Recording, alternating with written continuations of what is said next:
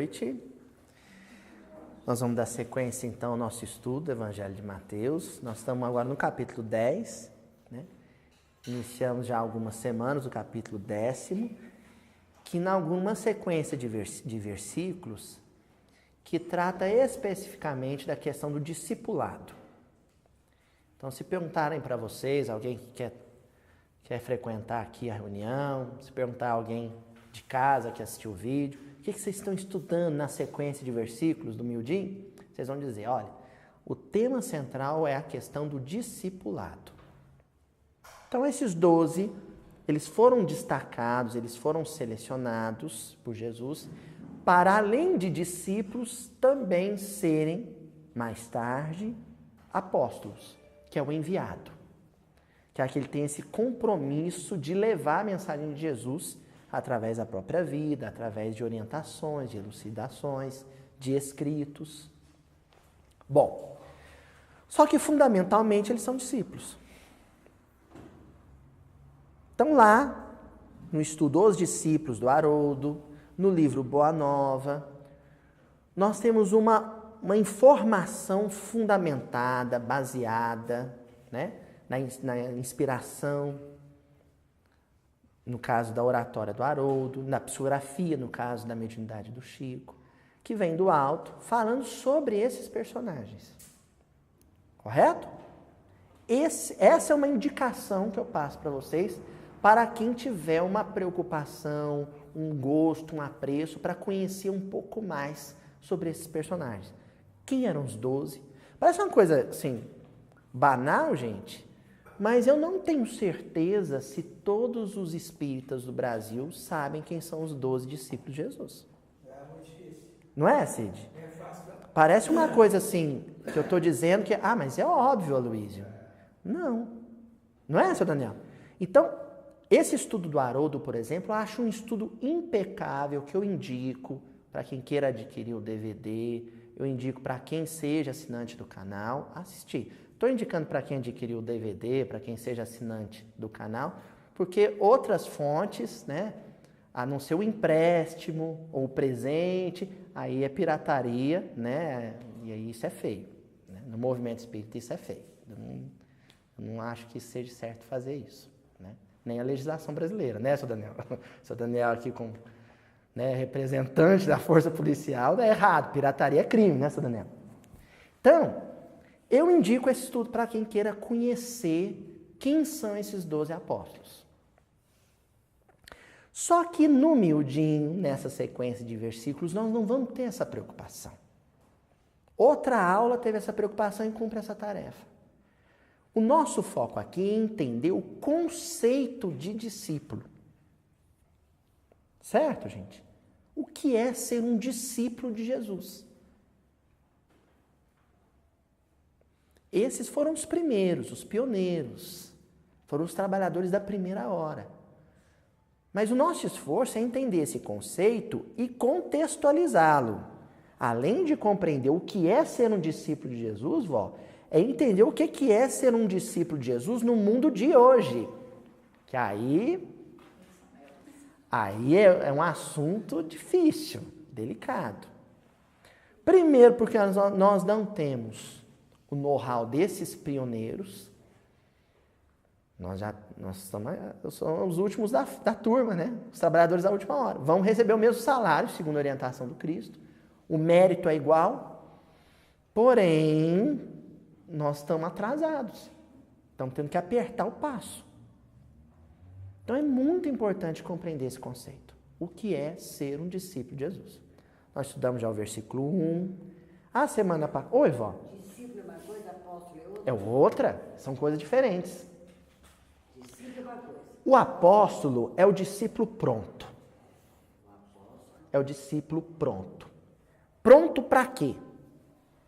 Para ser enviado, para ser mensageiro. Porque a tarefa de envio da mensagem de Jesus, de mensageiro, de comissionado ou missionário, é uma tarefa que exige tanto, tanto sacrifício, tanta renúncia, tanto discernimento, tanta disciplina, que Jesus e a espiritualidade superior só seleciona para essas missões, para o apostolado, discípulos que estejam prontos. Não deixam de ser discípulos, mas é o discípulo acabado. É o discípulo que completou o curso. Não pode ser qualquer discípulo. Especialmente os 4 evangelistas, né? Eu não diria os 4 evangelistas, Cid. Eu diria um compêndio. Sabe por quê?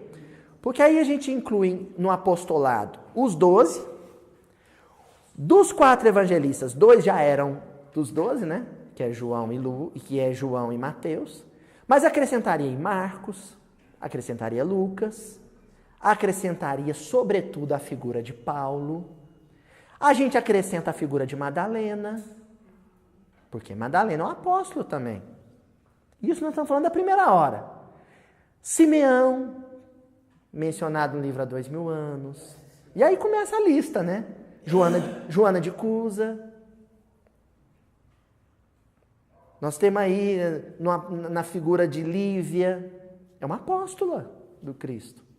Então é aquele discípulo que ele já assimilou tão bem a mensagem que ele pode sair como missionário. Ele agora também transmite a mensagem de uma maneira pura, cristalina. Entendeu a diferença, Val? Eu estava ouvindo lá. Oi, Cid. Há 2000 anos? Sim. Paulo Estevam, aliás, gravado pela eletrônica. Então, eles falam sobre Lívia Cornélio, Ela é a Lívia Lentulus, né? Não, nós estamos falando da Lívia... Falou da Lívia Cornélio, não é aquela, não? Não, há 2000 anos não tem Lívia Cornélio, não. É a Lívia Lentulus, é a mulher do Públio Lentulus. Sim, mas é. Ou Lentulus, né? Então, gente, esses 12, eles inauguram o apostolado na Terra a partir de Jesus. Porque tem também a figura dos precursores. Aí é antes de Jesus. Aí é a figura de Confúcio, de Buda, de Sócrates, João Batista, os profetas todos, Moisés, Abraão. São precursores, ou seja, vieram antes, abrindo caminho. O apóstolo é aquele que vai continuar o trabalho, dar continuidade ao trabalho. Esses 12 inauguram essa fase de apostolado. São os 12 primeiros chamados, que foram chamados ao apostolado, além de serem discípulos. Tá certo?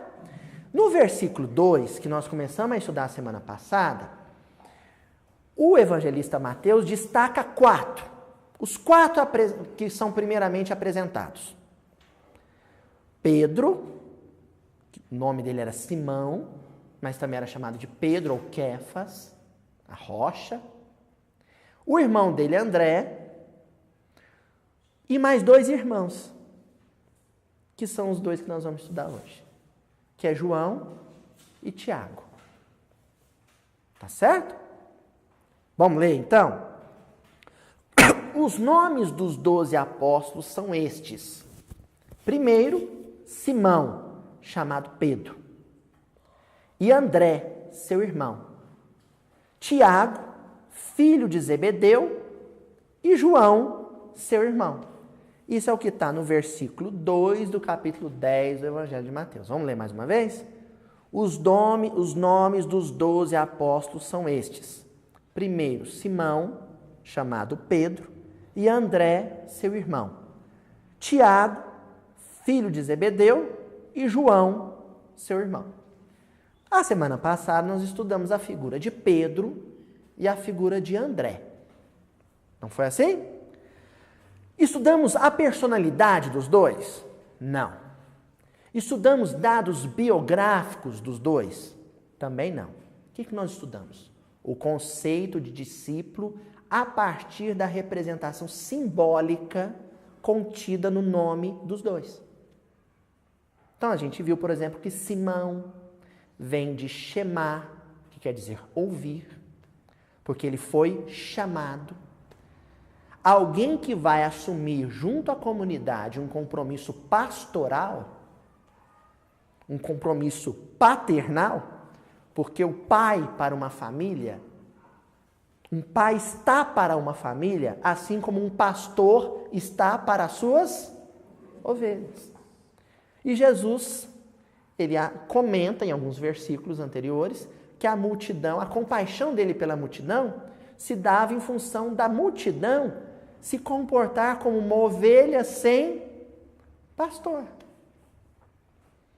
Então ele dá os discípulos dele na condição de apóstolos para a multidão, assim como o chefe de uma propriedade oferece pastores para os seus rebanhos.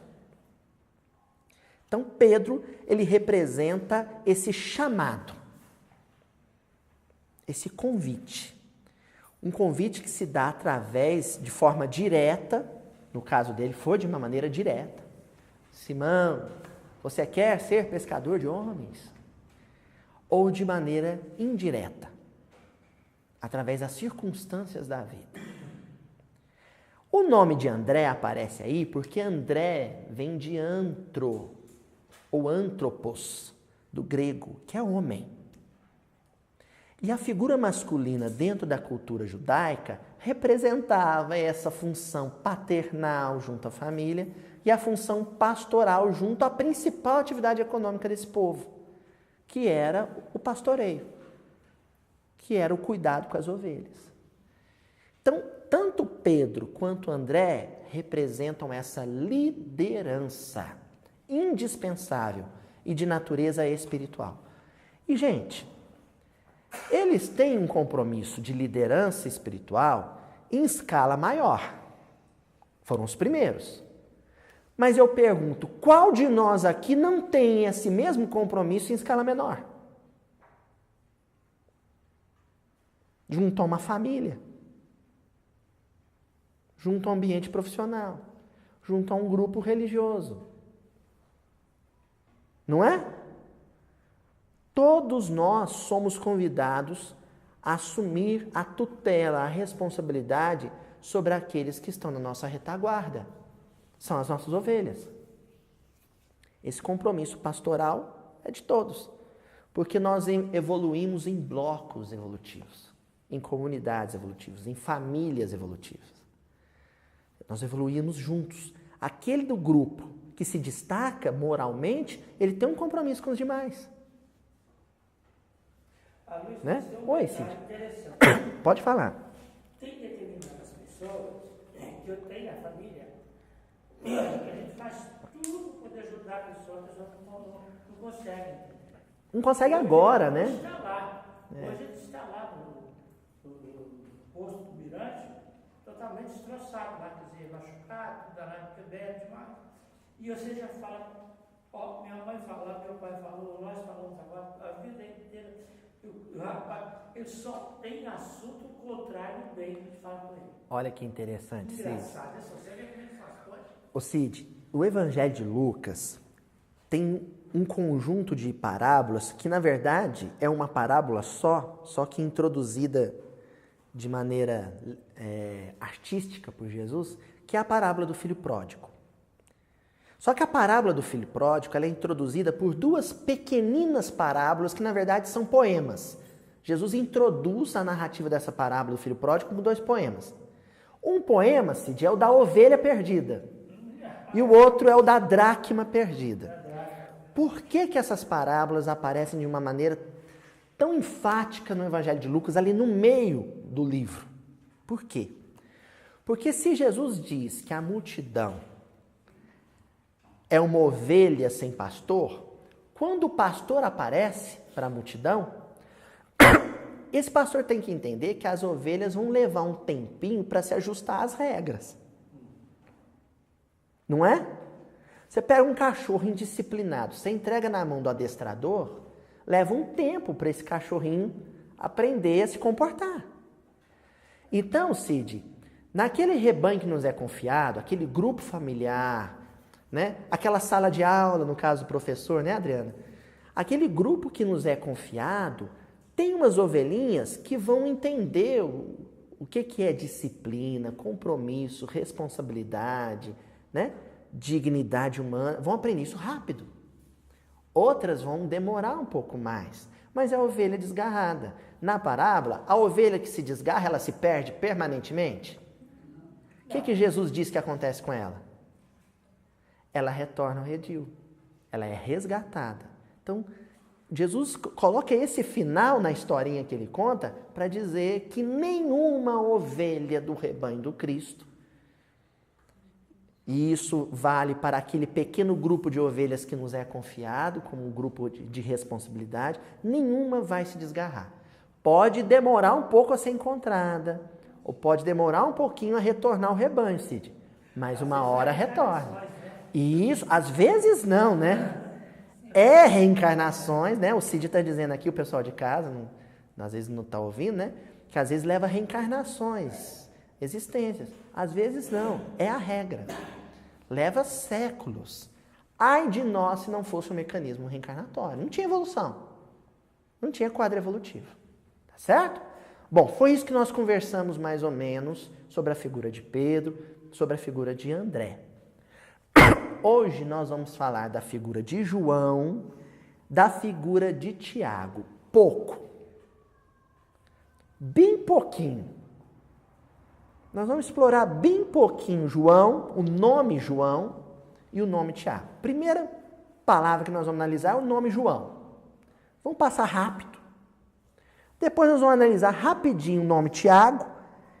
E aí eu pergunto para vocês, Luiz, se você disse que hoje os dois discípulos é João e Tiago, por que você está dizendo que vai analisar pouquinho os nomes João e os nomes Tiago? Ah, uma senhora que frequenta aqui, gente, né, a reunião, né, que por um acaso eu reencarnei através dela, que eu chamo de mãe, ela está dizendo, porque hoje o nome, a palavrinha central que vai ajudar a entender tanto João quanto Tiago é o nome do pai, Zebedeu. Essa é a palavra central. Mas vamos começar pelos filhos, tá? Primeiro, João. João é a versão em língua vernáculo, na nossa língua, na língua que nós falamos, de um nome hebraico que é Yohaná. João. O que quer dizer Yohaná? Vocês lembram que nas aulas passadas nós comentamos que na tradição hebraica o nome ele tem sempre um significado. E esse significado quase sempre, 99,9% das vezes, é a expressão espiritual ou da personalidade ou do compromisso daquele espírito. Não é assim? Yohanan começa com um prefixo em hebraico, Ye. Todas as vezes que aparece esse Ye, por exemplo, Yeshua, Yehoshua, Yohanan, sempre que aparece o Ye, é referência a Yahvé, ou Javé, ou Deus. Então quer dizer de Deus, relativo a Deus. Só que tem outra palavrinha que aparece na composição desse nome, que é Haná. E Haná quer dizer graça. Então, Yohaná quer dizer graça divina, ou graça de Deus. E aqui nós temos um conceito chave no entendimento de toda a espiritualidade que o povo judeu e posteriormente através do Novo Testamento se fortaleceu na terra. Porque no politeísmo antigo, gente, por exemplo, entre os deuses da Grécia, os deuses não davam nada de graça para o ser humano. Era sempre um mecanismo de barganha. Né? O senhor Daniel fez história, quando a gente estuda a mitologia grega, né, senhor Daniel? Zeus não fazia favor para nenhum humano. Era assim, olha, eu vou te conceder isso e em troca você vai me dar isso. Essa lógica, sabe, de troca, de escambo, de barganha, em que a divindade oferece algo e o humano tem que necessariamente devolver em troca, essa lógica, ela é limitada, exígua, estreita, tal qual o Egito. Então, gente, quem ainda se relaciona com Deus, o Deus da tradição judaica cristã, o Deus espiritual, dessa maneira, adota um comportamento politeísta num culto monoteísta. E olha que tem muito espírita, não é assim? Olha, esse ano eu vou pedir para o Bezerra de Menezes, que no caso representa a divindade, representa Deus, eu vou pedir para o doutor Adolfo Bezerra de Menezes para ajudar eu a curar uma doença que eu tô, mas eu prometo que se eu sarar, em troca eu vou dar tantos palitozinhos de enxoval, para o enxoval do centro. Isso é barganha. E ao contrário, né? E o contrário também. Ah, eu recebi uma graça, porque quem fala assim não entendeu o que é graça. Eu recebi uma concessão, uma bênção de Deus. Ah, agora eu estou compromissado a doar tantas cestas básicas em troca da graça que eu recebi. Quem pensa assim não entendeu o conceito de graça. E está se comportando tal e qual os gregos na Grécia Antiga, pagãos. Isso é paganismo. Isso é paganismo. Porque no conceito de um Deus espiritual, o conceito sofisticado, bem arranjado, bem inspirado, que nos chegou através da tradição judaica e depois teve o seu esplendor na tradição cristã, é de um Deus que doa de forma amorosa. E no amor não tem barganha.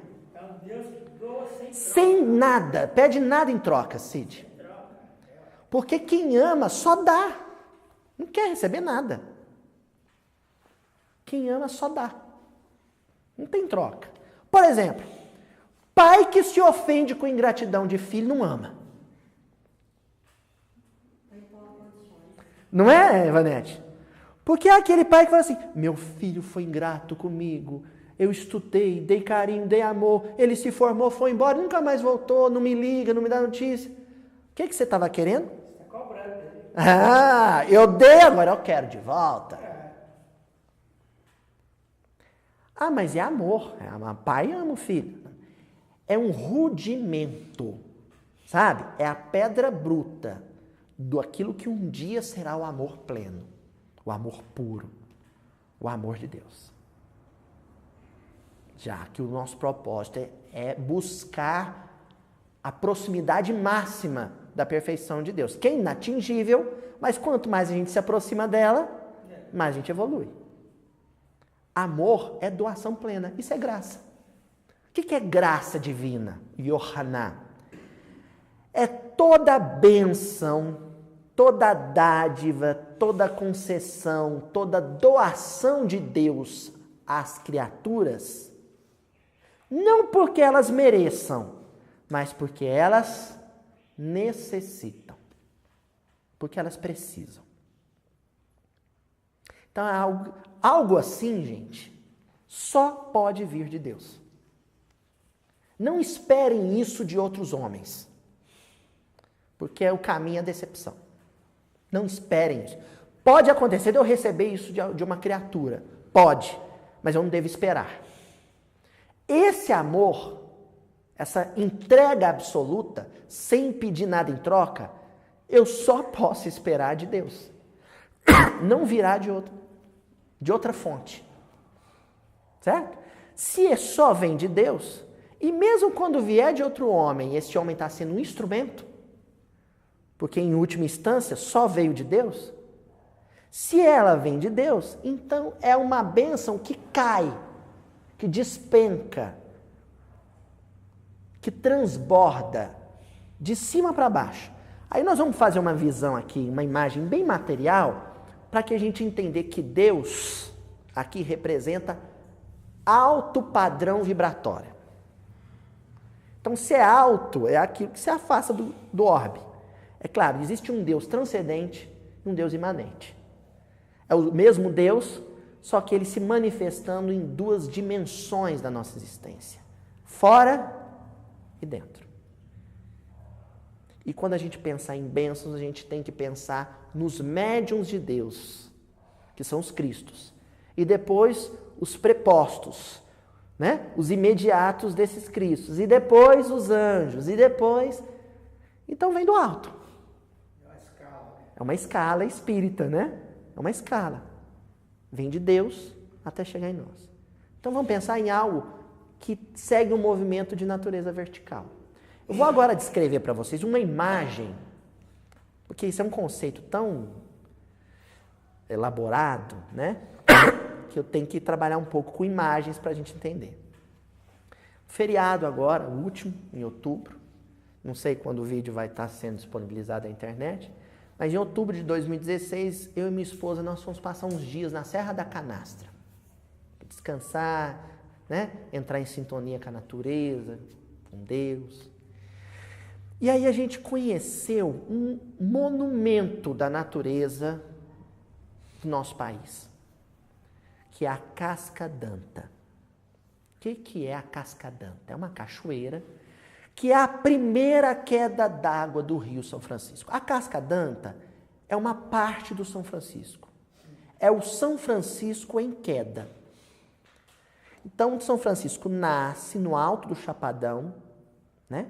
O Chapadão da Canastra. Ele nasce lá, vem lá um reguinho de água, né? Vai ganhando volume. E aí vem a primeira queda. É uma queda de, se não me falha a memória, Juju me corrige, é 180 metros de queda. Então, gente, vocês imaginem o Rio São Francisco, ainda que seja no seu nascer, né? Próximo da sua fonte, da sua nascente. Imagina o São Francisco em queda. É um negócio que só quem presenciar vai saber a emoção que desperta. Então é aquele volume enorme de água, e se a gente vai agora no final de ano, que é a época de chuva, o volume é maior. É um volume de água que cai. E quando você para na frente da cachoeira, você tem a nítida sensação de estar dentro de um templo. De um templo.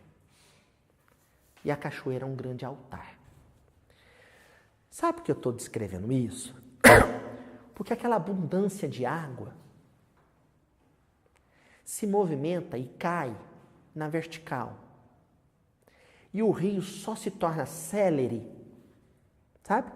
Ele só ganha força, vigor, para vencer os obstáculos, rochas e mais rochas. O cerrado, as árvores, tronco de árvore. O seu Adelmo já encontrou ali no tablet dele a Casca d'Anta, né? Depois quem quiser olhar vai no tablet do seu Adelmo. Então ele só ganha força para vencer os obstáculos e se tornar o grande São Francisco após essa queda. Esse movimento vertical da água jorrando, transbordando, é a expressão mais rica e poética do que seja a graça de Deus. A graça de Deus é uma cachoeira. E eu aproveito esse exemplo também porque a logo do nosso miudinho, né? A vinheta do miudinho é a água jorrando, a água viva. Né? Então, gente, o pessoal que for lá para o vídeo e ver aquele barulheiro lá, aquilo lá não é a televisão fora do ar, não. Viu, gente? Que lá é a água jorrando, porque Jesus disse para a mulher samaritana que a água que ele tinha para oferecer era água viva. E na tradição hebraica, a água viva é a água corrente. Tem a água parada e a água que corre. A água que corre é a água viva. Então, o Rio São Francisco é água viva. E ali é a graça de Deus, é a revelação. São as luzes, as bênçãos de Deus, a revelação de Deus caindo das altas esferas em direção a nós encarnados. E as esferas mais baixas. Só que o que acontece? O primeiro movimento é vertical. Só que quando chega no chão, no poço, aquela abundância que era vertical, ela se horizontaliza, se torna horizontal. E começa a correr. E olha só, gente, o começo do rio, eu nadei no São Francisco ali naquele começo. Nadei. Não no poço, né? Mas eu e a Juju, a gente foi numa fazendinha em que o rio está correndo. Ali dá para nadar. Não nadei bem dizer, não, porque eu não sei nadar. Vamos corrigir isso, Daniel. Eu fiquei com a aguinha na barriga, sentadinho na pedra, né? Fiz minhas preces. A Juju até poderia ter nadado, mas ali não dá para nadar, não. Eu fiquei lá relaxado, como se estivesse numa hidromassagem. Pronto, agora o seu Daniel está satisfeito. Ele me desmoralizou perante a internet. Molhei os pés. Não, molhei mais que os pés. Enfim, quando a gente pega o São Francisco ali naquele comecinho, a gente não imagina o que esse rio vai virar no norte de Minas, em Pirapora, o que esse rio vai virar, né, em Juazeiro, o que esse rio vai virar em Petrolina, aliás, né? Enfim, depois ele se torna pesca para muita gente, transporte, porque são famosos, né, os vapores, o transporte, gente, de víveres, de mercadorias, chegava ao interior do Brasil, chegava em balsas, em vapores, através de São Francisco. A agricultura, a fruticultura do São Francisco é famoso. São Francisco produz vinho de altíssima qualidade. Né? O rio da integração nacional. Aí as hidrelétricas, que embora maltratem o rio, abastecem quantas cidades? Então olha só, aquele primeiro movimento de graça, aquele movimento gratuito, vertical, depois toma uma proporção que a gente não imagina. O que eu acabei de descrever é a mediunidade de João Evangelista. As mensagens do alto chegando em João é a cascadanta. E depois o movimento de divulgação do Evangelho de João, que é o evangelho mais inspirado, é o evangelho místico. É o evangelho que nos apresenta o Cristo cósmico, governador do orbe. As cartas de João, que dentre as cartas apostólicas se destacam quase tanto quanto as de Paulo. E o Apocalipse, que é o livro do nosso tempo, é o livro mais necessário nos nossos dias. É exatamente a reprodução do Rio São Francisco. Porque a bênção de Deus, a água viva, chega em João de forma vertical, mas depois, através da escrita, se movimenta de forma horizontal, de mão em mão, de boca em boca. E vocês sabem o que é mais bonito nisso tudo? É que eu acabei de apresentar como imagem o nosso rio São Francisco. E a figura de São Francisco é João reencarnado. Por isso que eu usei essa imagem. A figura de São Francisco de Assis é a figura de João encarnado. Porque, de novo, na figura, na personalidade de Francisco, nós tivemos o mesmo movimento de graça divina, de Yohaná. A inspiração chegava através de Francisco e depois se espalhava através dos frades e todos aqueles que eram tocados pelo testemunho de Francisco de Assis. É isso que representa João aqui. O nome João, nesse versículo, representa como se dá, através de qual dinâmica, de qual movimento, que a graça de Deus chega verticalizada através de um homem e depois se espalha através de um movimento de homens, influenciados por aquele primeiro. Certo? E Tiago? Tiago, que era o irmão mais velho. E os dois jovenzinhos. Se eu fosse falar da personalidade dos dois, eu só poderia falar aqui, ó gente, usando o miudinho, no Evangelho de Marcos e Lucas. Sabe por quê? Lá no Evangelho de Marcos e no Evangelho de Lucas, os evangelistas tiveram a preocupação de apresentar o apelido, o codinome dos dois. Jesus chamava tanto João quanto Tiago de Boanerges. Era o apelido que Jesus deu, que Jesus nomeou, né? Então, por exemplo, Simão, o apelido era Quefas. Levi, o apelido era Mateus. E o apelido de João e de Tiago era Boanerges. Sabem o que quer dizer Boanerges? Filhos do trovão. Por isso que na música do Gladstone Chamas, tem um verso que diz: Filho do trovão, deita tua cabeça sobre mim. Porque na última ceia, Jesus pega a cabeça de João e encosta a cabeça dele no próprio peito. E começa a acariciar os cabelos de João. Santo Agostinho... Oi? João e Jesus não tem dado sobre isso. Eu, particularmente, não tenho essa informação. A gente tem essa informação quanto aos filhos de Alfeu, que era Mateus, o outro Tiago e Judas Tadeu. Oi?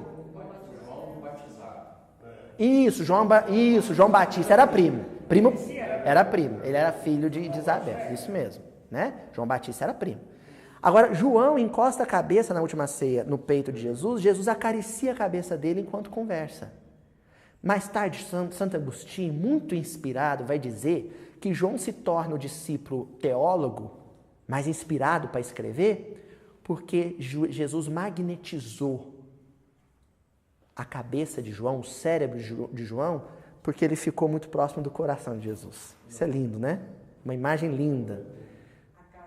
A casa mental de João ficou com o perfume do coração de Jesus. Por isso que ele escrevia de forma tão inspirada.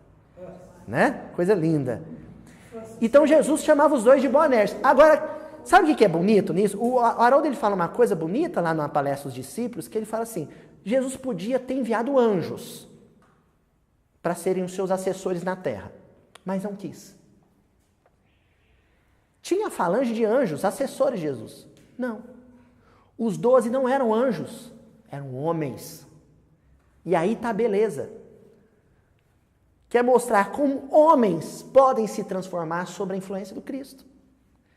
Sabe por que Jesus chamava os dois de Boanerges, filho do trovão? Era quase que um puxão de orelha nos dois. Porque eles eram muito intempestivos. Jovem, né? Sabe aquela coisa de age primeiro, pensa depois? Eram os dois. Bocudos. Aqui em Uberaba, que nem a gente fala, fulano é bocudo, né? Tem a boca dura, respondão, fala bravo, fala sem pensar, fala por impulso. Era João e Tiago, os dois. Eles chegam na Samaria para pedir hospedagem para Jesus e os outros discípulos, não oferecem hospedagem. Eles voltam para Jesus, falam para Jesus: Jesus, vão mandar fogo, queimar toda a Samaria. Né? Então era o temperamento dos dois. Mas nós não queremos aqui estudar o temperamento dos dois, mas sim a missão dos dois. E aí a missão dos dois está contida no nome de Tiago, porque Tiago é uma expressão em vernáculo de um nome em hebraico que é Jacob ou Yaakov. Nós conhecemos também como Jacó. Tiago é uma outra forma de pronunciar o nome Jacó. Se a gente pegar, né, a corruptela da palavra, né, do fonema, né, Yaakov, Jacob, Iago, Tiago. Mas é o mesmo? Não, de forma alguma, né? Vários judeus até hoje têm o nome de Jacó ou Yaakov, né? Por que tantos judeus, aí que é a questão, Cid, por que tantos judeus no mundo se chamam Yaakov? Por quê? Porque a tradição judaica apresenta 3 patriarcas principais. E dos 3, um, que é o terceiro, era chamado de o maior patriarca, que é o patriarca Jacó. Então, a linhagem dos 3 primeiros patriarcas é Abraão, o seu filho Isaque e o seu neto Jacó. Só que dos 3, aquele que é dado destaque maior, porque é visto como o maior patriarca, aquele que somou maiores qualidades, é justamente Jacó. Tanto que ele é o pai das 12 tribos, né? Ele é o pai dos 12 que vão dar origem às 12 tribos de Israel. Depois ele muda o seu nome para Israel. Por isso que a civilização hebraica é chamada também de filhos de Israel. São as 12 tribos. Então o nome Tiago ali representa, de novo, a semelhança de André. Representa liderança paternal ou liderança pastoral. Se João representa o dom da graça, fluindo através de criaturas, em benefício de outras criaturas, Jacó representa, e aí é uma ênfase, um compromisso de liderança junto a uma comunidade. Jacó era um patriarca e também era um pastor, porque a profissão, o ofício de todos os 3 patriarcas era a criação de ovelhas. Todos os patriarcas eram pastores. Tá claro isso, gente? Tá, Luísio. Agora tá claro. Só que nós queremos saber mais sobre o compromisso dos dois. Porque do jeito que você está falando aí, parece que é fácil. Fique inspirado, a graça de Deus flui através de mim, como se fosse um rio. E assim, assume o compromisso de liderar o povo. É fácil assim, não é? É fácil? Não. Os meandros, os detalhes, as minúcias desse compromisso, desse comprometimento, está compactado, contido na outra palavra, e a mais importante dessa parte do versículo, que é o nome Zebedeu. Tanto Tiago quanto João eram filhos de Zebedeu. Olha os cuidados que a gente tem que ter na hora de interpretar um versículo. Falou de Pedro e de André. Falou do nome do pai deles? Não. Por que agora, falando de João e de Tiago, fala o nome do pai deles? Tem que ter motivo. Tem que ter motivo. É isso aí, seu Daniel. Então, quando você vai interpretar versículo, você fala, opa, apareceu esse nome aqui. Falou dos 2 primeiros e não mencionou o nome do pai deles, que era Jonas. Simão e André, filhos de Jonas. Fala em outros evangelhos, nesse aqui não fala. Mas falou Zebedeu. Esse nome não está aqui à toa. O evangelista e os copistas não gastaram tinta à toa. O que tem aqui nesse nome? Bom, vamos então para Zebedeu. Em hebraico e aramaico, o nome é Zabdi ou Zabdiel. Deus. O que é Zabdi? O que quer dizer? Zabdi quer dizer doação, oferta, dádiva, aquilo que se dá, que se entrega, algo de valor que se dá. Isso é Zabdi. Ficou fixo isso, gente? Zabdi quer dizer aquilo de valor, alguma coisa de valor que se dá a outra pessoa ou um grupo de pessoas. Como é comum também encontrar o nome Zebedeu na sua forma hebraica como Zabdiel, quer dizer aquilo de valor que Deus dá, que Deus doou, ofertou, dadivou. Tá claro isso? Bom, essa palavra, Zabdi, de onde vem Zebedeu, ela tem como raiz, como radical, uma outra palavra hebraica, que é Zeved, ou Zebed, porque o Vet, ou Beit, né, tem essa pronúncia.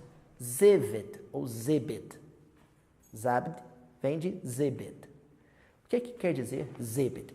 Como que se empregava essa palavra? Como eles aplicavam essa palavra nos usos e costumes, no cotidiano cultural? Vou explicar. Na tradição hebraica, Zebed era o dote. Alguém aqui sabe o que é um dote? O que é um dote? Vai casar, aí a noiva recebe um dote. Então vamos explicar como é que funcionava isso. O rapaz se encantava com a moça e ambos pertenciam a famílias diferentes, a clãs diferentes, às vezes a tribos diferentes, certo? Aí o rapaz, o primeiro procedimento dele, depois que se encantava com a moça, era falar com o pai dele. Ele chegava com o pai dele e falava assim, olha, eu tô querendo me casar com a fulana de tal. O senhor aprova? Aí o pai dele ia dizer, claro, meu filho, você quer casar com a fulana? É, pai, é com ela que eu quero casar. Então vamos lá conversar com o pai dela.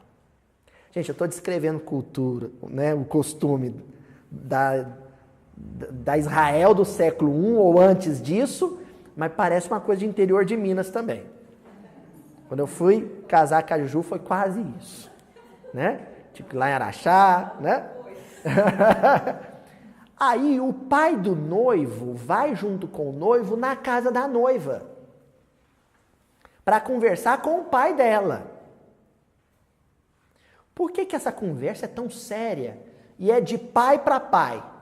O pai dele negociando com o pai dela. Por quê? Porque se os dois casarem, ela vai deixar o clã do pai, vai deixar a família do pai para acompanhar o esposo, o noivo. Oficialmente, ela deixa de pertencer à família original, à família onde ela nasceu, e passa a se subordinar, respeitar e pertencer à família do noivo. A obediência que até então ela tinha pelo pai dela, ela vai passar a ter pelo sogro. Tanto que ela vai chamar ele de pai também. Mas aqui não usa. Não, isso aí nós estamos falando no costume na época de Jesus e antes de Jesus, né? Na tradição hebraica. Tá claro isso? Só que tem um problema, um porém nisso. Quando nascia uma mulher no clã, na família, automaticamente aquele clã já está em prejuízo. Automaticamente já está em prejuízo. Sabe por quê? Porque ela só vai ter filho se ela casar. E se ela casar, ela vai embora. Deixa de pertencer ao clã. Então, esses filhos que ela tiver não vão pertencer ao seu clã. Vão pertencer a outro clã. Então, automaticamente, você já está em prejuízo. As mulheres daquela época não eram muito favorecidas com as famílias. Era complicado. Certo? Além disso, de nascer uma mulher, pronto, eu já sei que a descendência dela, que nascer a partir dela, não vai aumentar o meu clã, vai aumentar o clã de outro. Além disso, tem um outro fator. A divisão do trabalho era sexual. Homens faziam a tarefa X, mulheres faziam a tarefa Y. Se essa mulher que nasceu vai embora, vai faltar gente para trabalhar aqui. Por isso que é tão importante que eu case os meus filhos homens, para trazer outras mulheres. Porque senão quem que vai cozinhar, cuidar de nenê, cuidar do velhinho? Tá certo? Então, quando o pai do noivo chega naquele clã e fala, olha, o meu filho se apaixonou pela sua filha, eu quero pedir permissão para ela casar com ele. O pai da menina vai virar para ele e falar assim, quem vai pagar o meu prejuízo? Gente, não é bem assim, eu estou forçando barra, mas é mais ou menos isso. E quem basicamente, assim, vamos jogar limpo? Basicamente vai dizer, tá, essa menina no dia que nasceu eu já vi que eu ia ter prejuízo com ela. E agora? Quem que vai repor meu prejuízo? Aí então o pai do noivo paga para a família da noiva, não é para ela, é para a família dela, para o pai dela, um zebed, um dote. É isso, que é zebed. Mas espera aí, Aloysio. Zebdel, ou Zebdiel, não é uma dádiva ou um dote pago por Deus? Sim. Ele é o pai do noivo. Deus é o pai do noivo. Quem que é o noivo? Nesse caso é Jesus. E a noiva, os discípulos. Aí olha só o que vai acontecer. Jesus quer firmar esse casamento, esse matrimônio de natureza espiritual com a humanidade, sobretudo com seus seguidores. Primeiro com eles. Certo? Mas Deus tem que pagar um dote para o mundo. Porque quem se casar com Cristo deixa de pertencer ao mundo e passa a pertencer à família de Deus. Vamos ver como é que isso se aplica à família Zebedeu? Eu explicando assim, talvez não tenha ficado claro. Não se assustem, não se angustiem. Eu sei que ainda não ficou claro. Mas graças à literatura de Humberto de Campos, à psicografia de Chico Xavier, nós vamos entender melhor como é que essa história de Zebedeu representar esse dote, essa compensação de Deus para a humanidade inteira, porque uns vão se casar com a causa, com o ideal. A ideia é essa. Se poucos, se casarem, firmarem um compromisso com o ideal, a humanidade inteira vai ser beneficiada. Vocês se lembram quando nós falamos de Abraão, questionando Deus sobre os 10 justos que seriam capazes de salvar Sodoma inteira? É isso. Vamos explicar isso através? Se tiver um justo, salva a cidade inteira. Não era assim? Esse justo é aquele que casou com a causa, com o ideal superior, com a espiritualidade superior. Ele, sozinho, vai angariar bênçãos, graça para a comunidade toda. Certo? Vamos ver como é que funciona isso? Bom, para entender melhor esse mecanismo, a gente tem que ir lá no livro Boa Nova e ler um capítulo que se chama A Família Zebedeu. É o capítulo 4 do livro Boa Nova. Vamos ver como é que começa esse capítulo. Vou descrever mais ou menos. Jesus chega para João e Tiago, que ali na cena estão representando esse discipulado comprometido com o Evangelho, e diz para os dois: vocês querem ser pescadores de homens ou de almas? Vocês querem me seguir? Quando Jesus diz isso, é como se fosse o noivo dizendo para a noiva: você quer pertencer à minha família? Certo? A cena é essa. Bom, os dois ficam irradiantes. É um convite feito pelo governador do orbe.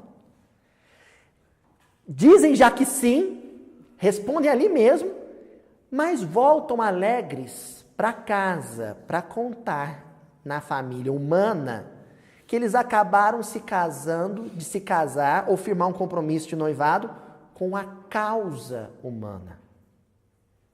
Entendeu? Imediatamente na hora que eles falam, que aceitaram o chamado do mestre, a Salomé, que é a mãe dos meninos, fica preocupadíssima. Mas fica angustiadíssima. Vamos explicar o porquê? Lembram quando eu falei agora mesmo que quando uma mulher sai do clã, isso já representa um prejuízozinho para o clã? Agora imaginem quando sai um homem. Agora imaginem quando sai 2.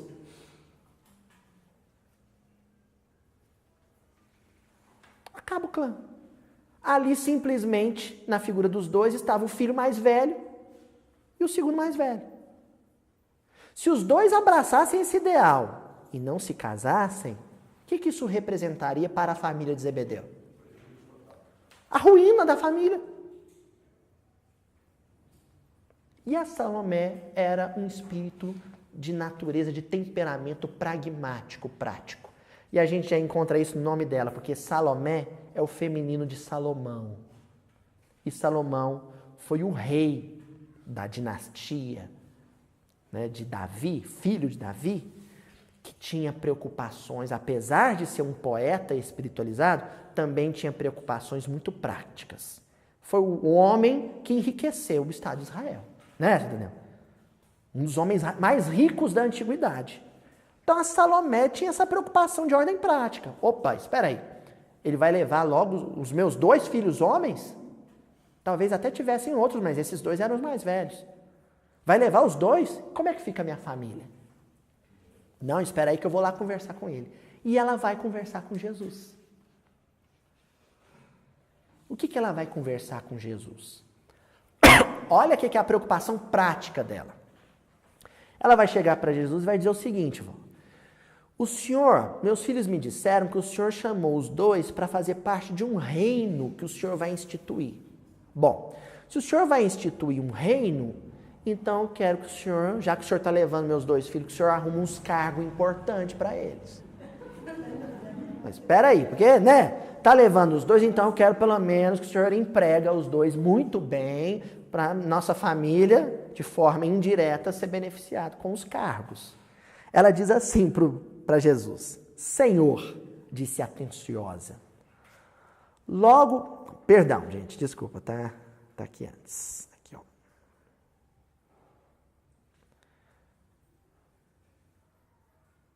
Aqui, ó. Senhor, disse atenciosa, logo após a instituição do teu reino, eu desejaria que os meus filhos se sentassem um à tua direita e o outro à tua esquerda. Ou seja, se um sentou na direita, outro sentou à esquerda, pronto, o resto é resto. Um é o braço direito dele, o outro está do lado do coração. Gente, isso é nepotismo, né? Quer dizer, se o senhor ajuda meus filhos, depois os meus filhos ajudam a família inteira. Assim pensava Salomé. Desejaria que os meus filhos tivessem um ao lado direito, ao lado esquerdo. Queria destacar nessa fala de Salomé, que Humberto Campos magistralmente expõe aqui, a expressão eu desejaria. Desejo. Desejo é o querer humano.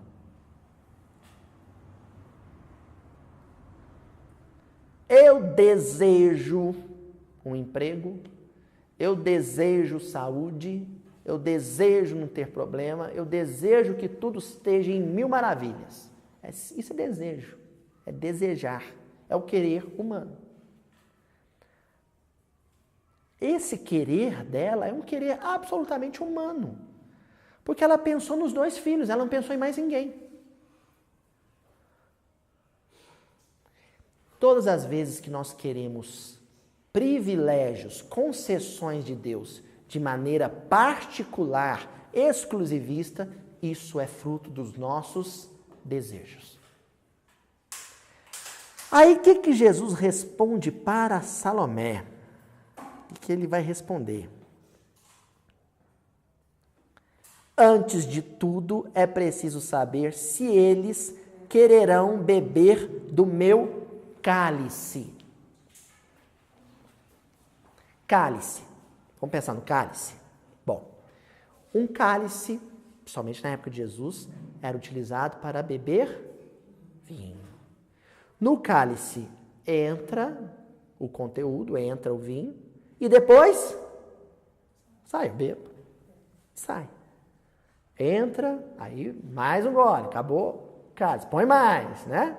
Se for Natal, então aí que o povo bebe, né? Natal, o pessoal se excede, Ano Novo. Então, põe mais vinho, bebe. Então, enche o cálice, esvazia o cálice.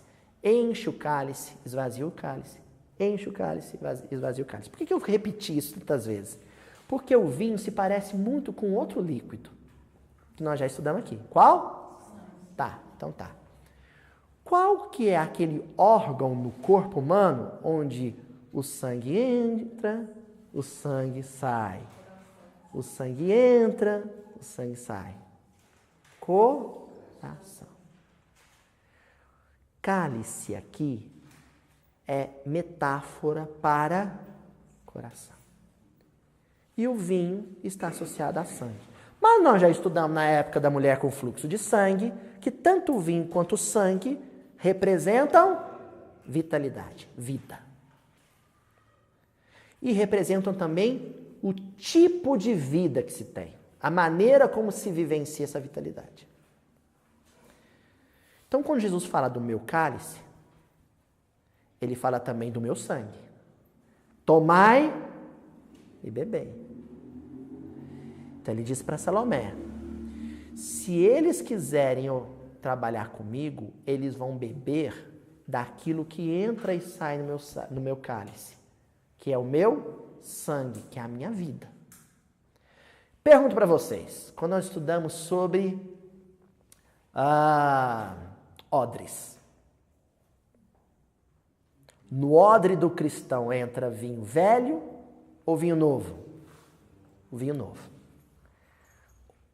E o vinho velho representa aquele vinho fácil, a porta larga, a vida fácil. Enquanto o vinho novo representa a vida desafiadora, intensa. Salomé, eles vão querer beber do vinho novo? Essa é a questão. Quiseram. Porque Tiago é o primeiro, dos 12, Tiago é o primeiro a ser martirizado. Ele é apedrejado. É o primeiro dos 12 a ser executado em nome do Evangelho. E João é o último a morrer, a desencarnar no plano físico.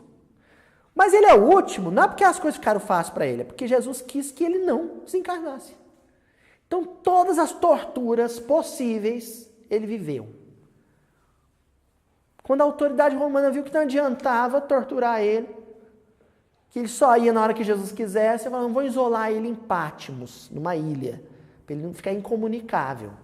Isso é um perigo. Né? Por isso que na tradição e na música do Gladstone, na letra linda do Gladstone, fala, né? Que ele será mergulhado no óleo, né? É uma tradição de que João foi mergulhado no óleo quente, torturado no óleo quente, mas não desencarnou. Isso diz a tradição. Então, que os dois iam beber o cálice que Jesus ia beber, isso era certo. Mas não por um querer de Jesus, mas por um querer deles. Jesus tinha a vida a oferecer. Olha, o meu ideal é esse.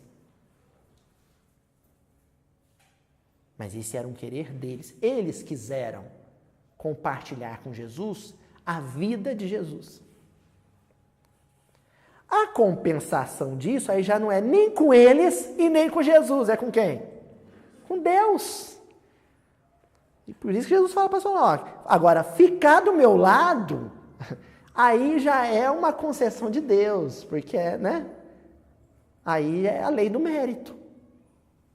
Aí é a lei do mérito. Eu estou semeando, eles vão dar cultivo, né? Vão regar, pôr adubo, mas o crescimento, você dizia, Paulo, o crescimento quem dá é Deus. Tá claro isso, gente? Bom. A Salomé não gostou dessa história, não. Ela foi correndo para casa, adivinha com quem que ela foi falar? Com o maior interessado no assunto, o chefe da casa, o patriarca da família, que era Zebedeu. Só que esse homem já nasceu com um nome marcado. O nome dele já continha a ideia de que Deus retribui todo o esforço e todo o trabalho. E aí o Zebedeu vem falar com Jesus. Só que ele não vem para cobrar nada de Jesus. Não vem para exigir nada de Jesus. Ele vem para entender melhor a proposta de peito aberto, sem resistências. Ele não vem armado como veio a Salomé. E ele começa a perguntar para Jesus, como é que é essa história? Porque no olho do Senhor eu estou vendo que o Senhor é um profeta de Deus. Mas me explica melhor, por que meus filhos e o que o Senhor pretende para eles? Qual que é o projeto para os dois? Aí Jesus pega e diz assim para ele, para desfazer todos os equívocos. Porque aí Jesus ele vai ter uma preocupação com Zebedeu. Dizer para Zebedeu qual que é o dote que Deus vai pagar para ele. Essa é a ideia. Tu conheces a lei e lhe guardas os preceitos no coração.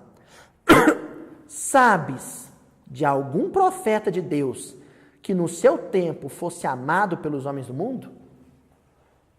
É uma pergunta que ele faz para o Zebedeu. Zebedeu, você quer saber qual que é o dote que Deus vai pagar para você em troca dos seus 2 filhos?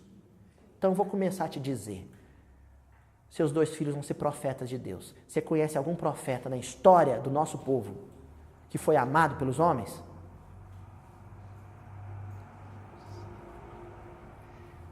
Aí o Zebedeu começou a entender. Opa! O que eu vou receber em troca de entregar meus filhos? Dor de pai. Porque eu pergunto para vocês, que pai que se sente feliz quando o seu filho é maltratado? Que pai no mundo entende isso com tranquilidade? Aí Jesus continua. Que fizeram de Moisés, de Jeremias, de Jonas? Pergunta para ele. Aí, a gente tem que ir um pouco na vida. Por que Jesus tem tanto personagem no Velho Testamento? Ele cita os 3. Então, vamos lá. Primeiro, Moisés. Qual que foi a tarefa de Moisés? Libertar o povo do Egito. Aí ele liberta o povo do Egito, na hora que ele está com o povo já liberto, no deserto do Sinai, o povo bate palma e fala, Moisés, graças a você nós somos livres? Oh, cadê a comidinha? Cadê a aguinha? Não, se nós soubéssemos que ia ser essa porcaria, nós tínhamos ficado no Egito. Ingratidão.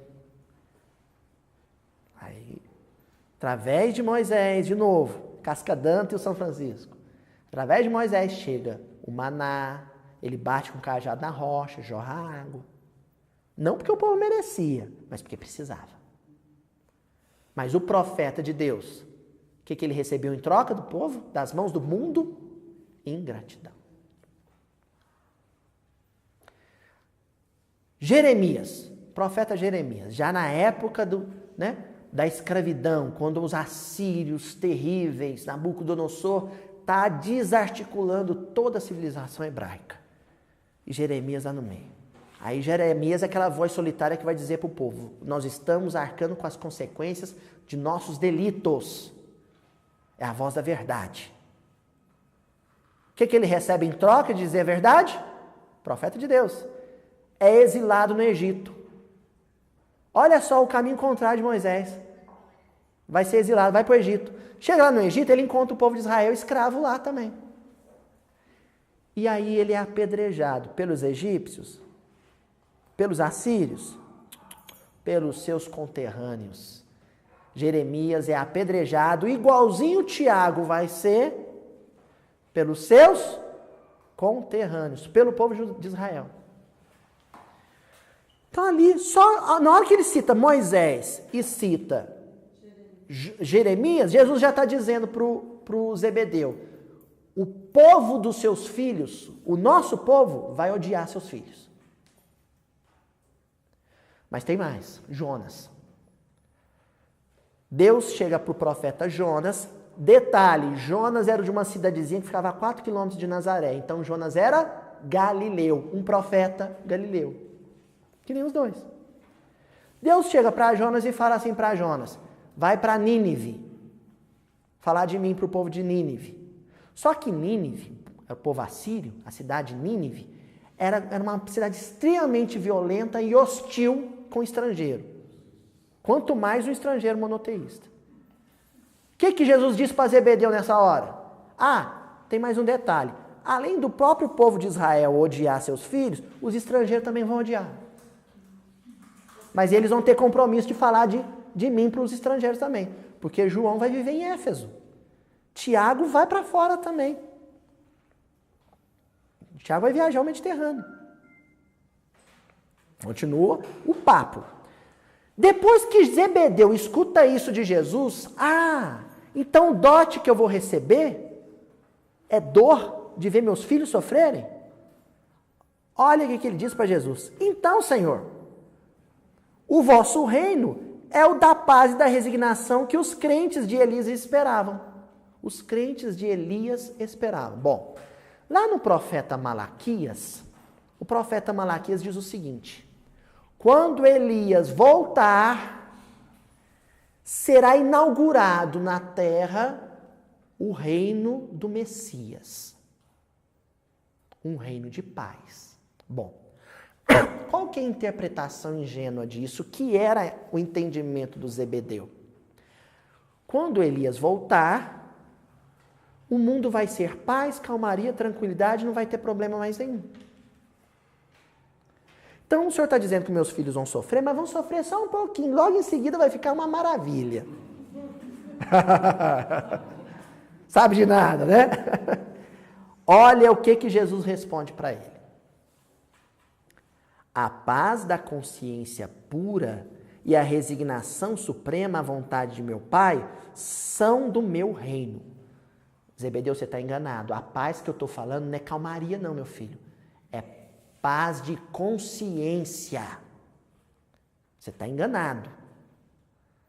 Não é ausência de problema, porque tem gente que procura espiritismo, como procura qualquer outro ambiente religioso, querendo calmaria. É paz de consciência. Mas os homens costumam falar de uma paz que é ociosidade de espírito e de uma resignação que é vício do sentimento.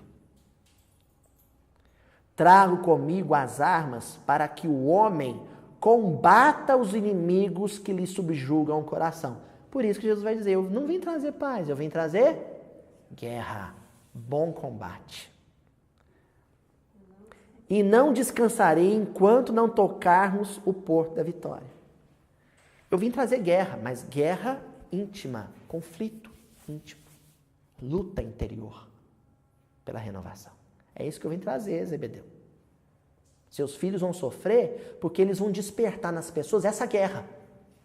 Porque a vida deles vai acender dentro dos outros fogo, incêndio interno.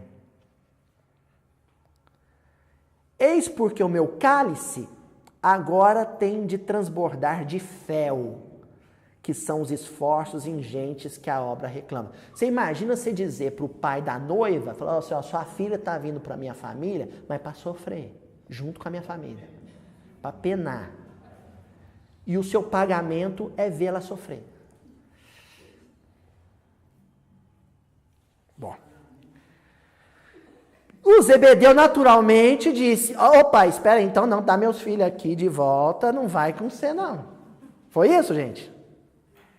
Senhor, Senhor, trabalharemos convosco, pregaremos o vosso evangelho, aumentaremos o número dos vossos seguidores. Agora o Zebedeu acertou, não é? Errado. Zebedeu entendeu tudo errado. Aumentar o número dos vossos seguidores, é esse o objetivo, gente? Encher esse salão, 10 mil visualizações, 50 mil visualizações no YouTube, é esse o objetivo? Ouve, Zebedeu, Shema, Zebedeu, Shema, ouve, Zebedeu, nossa causa não é a do número, é a da verdade e do bem. É certo que ela será um dia a causa do mundo inteiro, mas até lá precisamos esmagar a serpente do mal sob os nossos pés. O seu Honório dizia, olha, nós vamos passar um pouquinho do tempo hoje, mas vale a pena, tá? O seu Honório dizia que serpente é símbolo de emanação vibratória, porque a serpente se movimenta no chão de forma ondulatória, só que ela se movimenta também de forma rasteira. Então, serpente representa vibração, porque é onda, só que rasteira, horizontal. É a serpente do mal. E Jesus está dizendo que o desafio, o bom combate, é esmagar a serpente do mal, ou seja, vencer a densidade da vibração negativa, de pessimismo, de desânimo, de tristeza, sob os nossos pés. O que é pé? Sentimento. Então, o sentimento enobrecido, vigoroso, vai vencer o assédio vibratório externo. É uma vitória de dentro contra aquilo que vem de fora. É isso, Zebedeu. Então não tem que estar preocupado com o número, nós temos que estar preocupado com o padrão vibratório. Pode ser uma assembleia de 2, de 3. Mas se essa assembleia de 2 e de 3 é capaz de colocar a serpente do mal debaixo dos seus pés, esmagá-la, vencer o assédio vibratório que vem de fora, é um grupo vitorioso. E encerrando.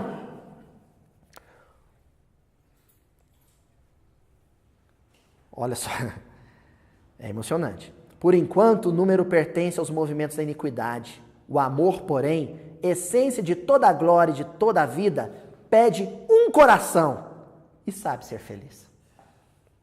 Zebedeu, eu não preciso da multidão, eu não preciso de milhões, eu só preciso dos seus 2 filhos. Só os 2 faz o que eu preciso que eles façam. Só os 2. E eu sou feliz só com os 2. Na hora que ele fala isso pro Zebedeu, o Zebedeu cai de joelho chorando. Cai de joelho chorando. Na hora que ele cai de joelho, Jesus fala um negócio para ele que só quem ouviu aqui aquela minha chatura do vertical e do horizontal, sabe, que eu falo sem parar, a teclazinha, só quem estudou aquilo vai entender o que ele vai dizer para o Zebedeu. Levanta-te, Zebedeu. Os filhos de Deus vivem de pé para o bom combate. Porque ninguém faz bom combate, reforma íntima, com vibração negativa, triste, desanimado, deprimido. Se você começa a fazer reforma íntima negativo, sabe o que você faz? Você vai para o bar, bebe todas, de tristeza, ou faz coisa pior. Então, primeiro você verticaliza, primeiro fica de pé, primeiro fala assim, Deus não me criou para o mal, Ele quer o melhor para mim, eu sou capaz de vencer a serpente do mal. Aí depois você começa, mas vamos ver por que eu tenho estado assim. Aí começa a fazer reforma íntima. O que o Zebedeu responde para Jesus? Senhor, meus filhos são vossos. Que pai, que hoje, no mundo de hoje, que é o mundo da competitividade, em que você cria filho para ser vitorioso no mundo, aceita, meu filho ele não vai ser bem sucedido no ambiente acadêmico, meu filho não vai ter um cargo público de sucesso, meu filho não vai ser um artista famoso, meu filho vai ser um homem de bem e possivelmente o mundo vai maltratar ele por conta disso. Mas eu quero que ele seja o homem de bem maltratado pelo mundo. Eu não quero que ele seja o bem-sucedido que maltrata as pessoas. Esse é o Zebedeu. Então ele aceitou do pai do noivo o dote. Qual que é o dote? Ver meus filhos sofrerem, mas com a consciência em paz, com sentimento vitorioso, servindo Jesus. Esse é o nosso propósito. Encerramos hoje, então. A gente só se reconhece frágil, humano, quando a gente cai. Aí você sente que é humano, que é frágil. E se torna vigilante, atento para a própria fraqueza. E quem é vigilante, atento para a própria fraqueza, é forte.